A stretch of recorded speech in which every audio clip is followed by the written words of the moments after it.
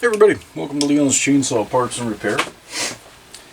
I get a lot of questions about starter rope replacements on specific models, and while I've got all kinds of stuff buried in other videos, it's not always easy to find. So, Super XL Automatic, XL12, any of those variants, here's how you do a starter.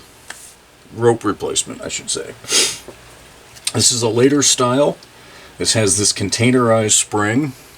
The earlier ones, hold on, where the hell, I actually put my needle nose pliers away. Early ones did not use a containerized spring.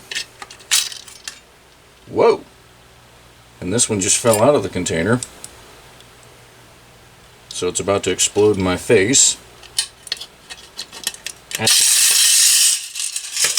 That's unfortunate.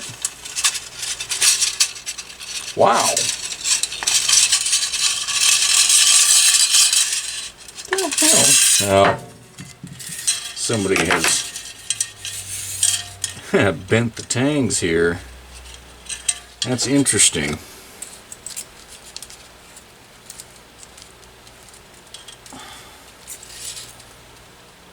Oh, pig.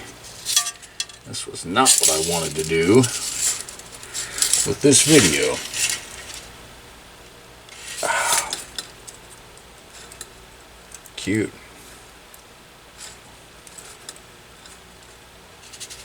Okay. I think that'll fit in the notch there. But this could happen to you.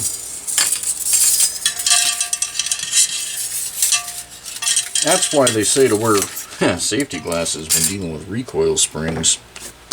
Ah. But I had it away from my face, intentionally. Alright, so when this happens, it's real easy. You gotta rewind the spring. That's no big deal. Now I have something around here I could compare to, but in your shop you're not going to. So what you gotta do is make sure you get that thing in there the right way.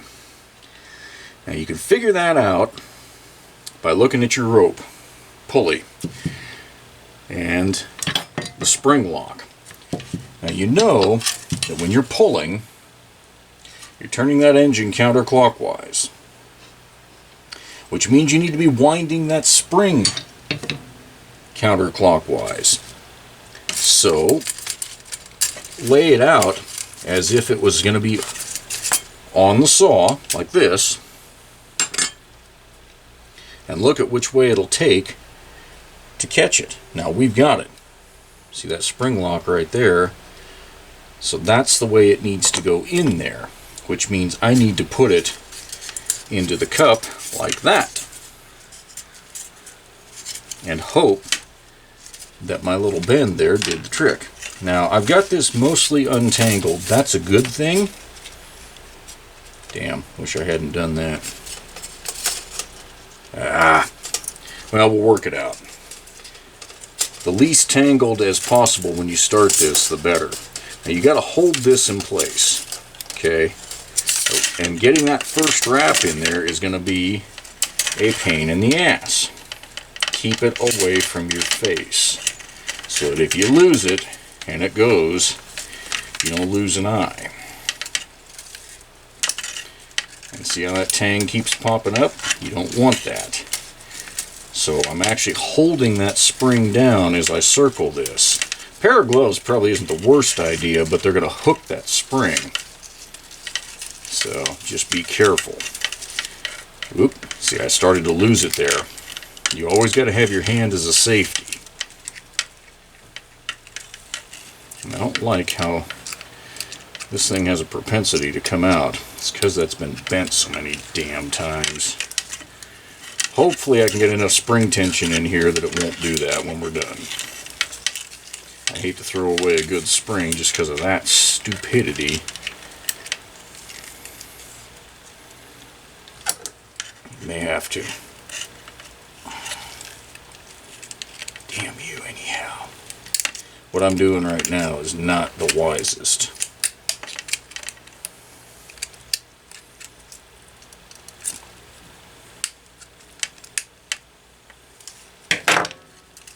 that's going to help or not. This spring may be done. Damn it. God damn it.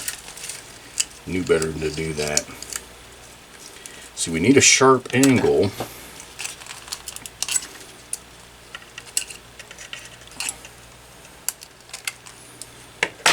Last try.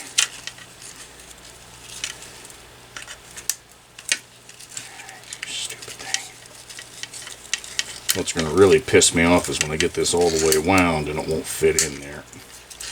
This is getting old. Real old. God dang you. Stupid son of a bitch.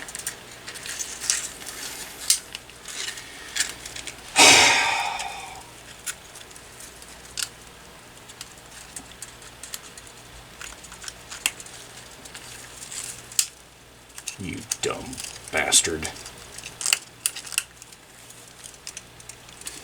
All because somebody thought they should bend the spring and play with it. Okay, I'm just going to keep winding this and let that stay, and we'll hope for the best.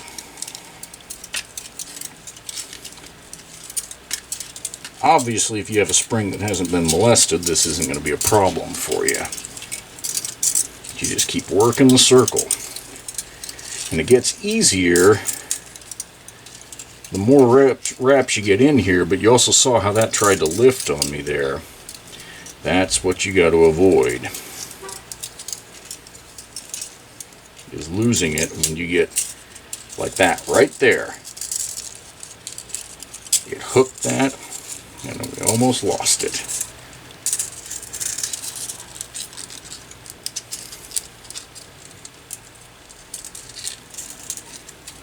It's so easy at this point to lose however long this has been, 5 minutes worth of fouling around.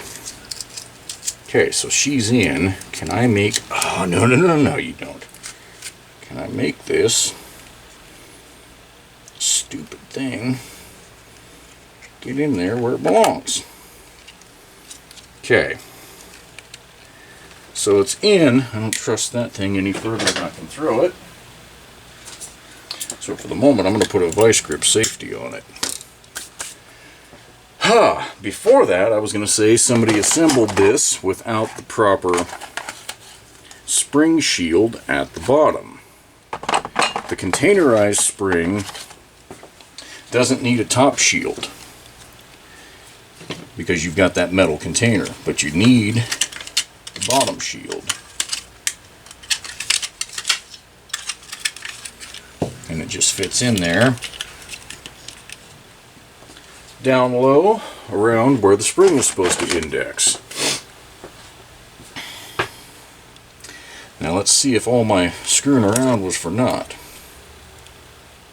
because I'm not convinced that that'll fit. And if it doesn't, I'm going to be pissed.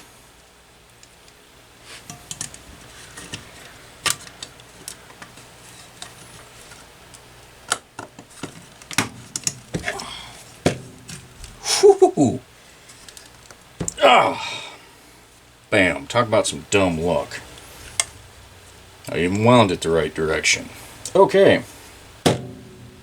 So if your spring explodes, that's how you deal with it. Now let's get back to what we were gonna do.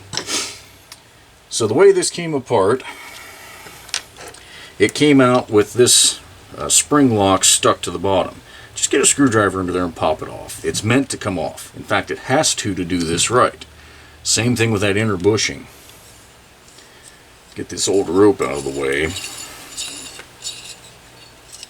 which was oversized. That's about, only 2/3 of the length that should have been on there because it's so damn big. This stuff is... Oh, I hate how they mark these. This is 3.5 millimeter thickness rope. I don't remember if that's a number 5. I think that's a number 5 in that weird numbering system. Whatever the case, the manual calls for 46 inches. Make sure you burn your ends. Now, I burn the end on the reel every time I cut.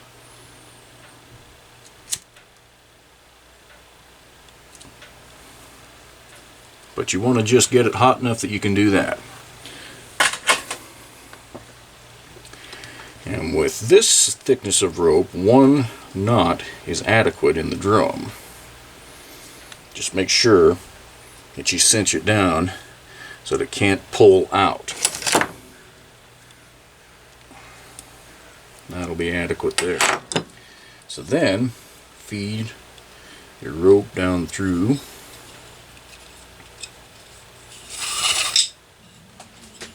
And take the time to stuff that knot down in there.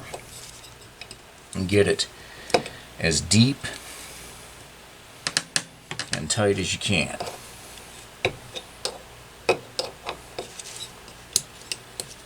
What you don't want is it sticking up to where, there we go, where it'll rub on the flywheel studs, the pawl studs, because that knot sticking out there, it'll catch. And trust me, it will.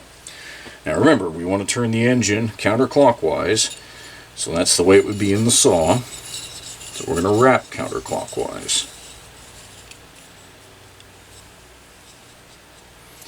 And ideally, you catch the notch with a little bit left. If you have to, unwrap it so that you got a big length, but catch it in that notch. And you see how that proper length just filled it. That's what you want.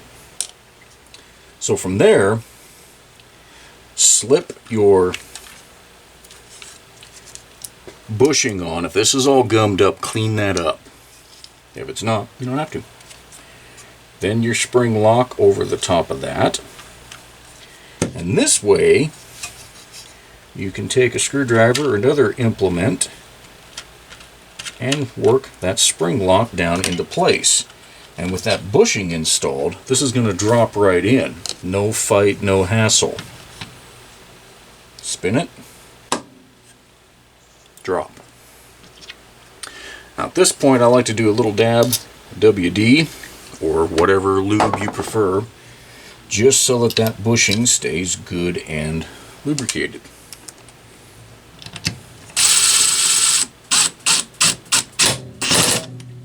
Good enough. Now I have not gotten the old rope end out of the handle yet. Just pop that out, and if it's not been out for a long time or ever, might take a little doing. Get your old piece out. Now, got to pre-tension this. One wrap is close with where I was at, so I'm going to go with 2. On a Super XL, if you have to go for more than 2 to get good recoil action, I'm holding that with my thumb. You've got to be careful with that. And then take your rope, fish it up through the eyelet. I'm still holding that. Grab a hold. Now you can see that's got good action. Pull out enough to work with and just do yourself a little half hitch. Okay. Now you're not fighting it. Get your rope through.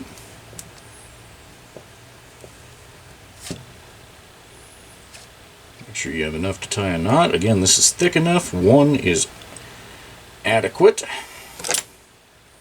Not really room for 2, unless you have enough strength to compress this rope way more than I do. Because you want to feed that knot back up into the insert here and try and make it so it'll sit flush and doesn't bulge the handle way out. And then, done. That's what you want. You want to snap up and hold tight. If it lays over, you don't have enough tension. Untie it, do another wrap. There you go. Super XL starter rope replacement. And impromptu recoil spring rewinding.